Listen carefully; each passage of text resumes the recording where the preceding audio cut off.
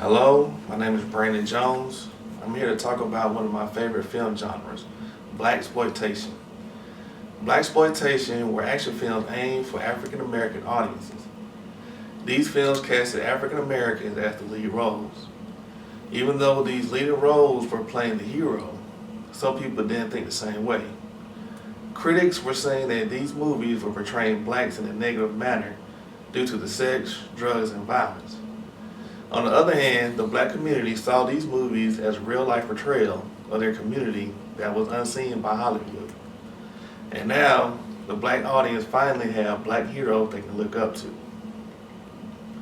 With the civil rights movement and the 2-decade fall of the monopolization of the studio system, Hollywood was having some bad luck. From these actions of the 40s through the 60s, the 70s gave birth to blaxploitation. These renaissance brought forth the likes of many black directors and actors. The first was Melvin Van Peebles. Melvin is a writer, producer, director, and music composer. His first film, Sweet Sweetback's Badass Song, was made with a very small independent budget. Yet this film was like a stick of dynamite. It was the explosion that started the fire for the blaxploitation era. Along with the help of an all-white jury making this film X-rated, the movie made money hands over fist, grossing about $10 million by the end of 1971. With the success of Sweet Sweetback, MGM took a chance on their own blaxploitation film. MGM had fallen on hard times and hired Gordon Parks, the first black mainstream director, and casted Richard Roundtree in the movie that saved MGM. Can you name this movie? It was Shaft. Richard Roundtree played a black James Bond, smooth with the ladies, and hard on crime in the ghetto. Audiences embraced this movie and it quickly grossed $12 million and received an Oscar for Isaac Hayes' popular score. Even though Sweet Sweetback was credited with the first film to start this revolution, Shaft gave the blueprint for other films to follow. By 1972 through the mid to late 1970s, about 200 blaxploitation films were made. Besides crime-fighting heroes, there were a few black heroines. One actress that played a few was none other than Foster Brown herself, Pam Grier.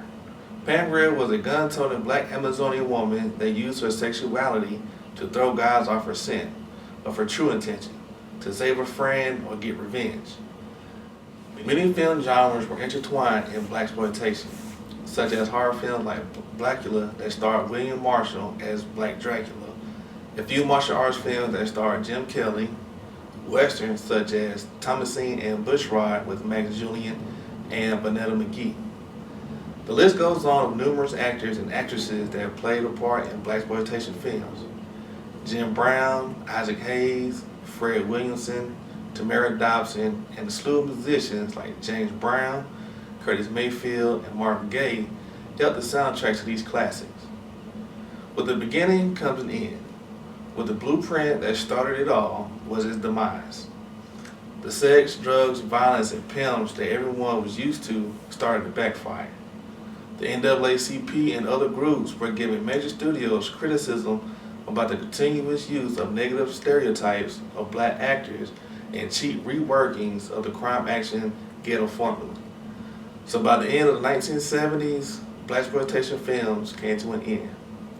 Granted, blaxploitation films had its controversy of portraying the black community in a negative light.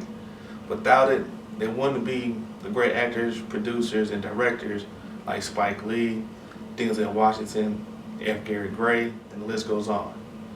There have been a few movies that pay homage to these films, like I'm Gonna Get You Sucker, Undercover Brother, and Black Dynamite, to name a few. If you haven't seen these movies, I think you'll enjoy them very much. So I hope you enjoyed learning about the blaxploitation genre. Thank you for watching.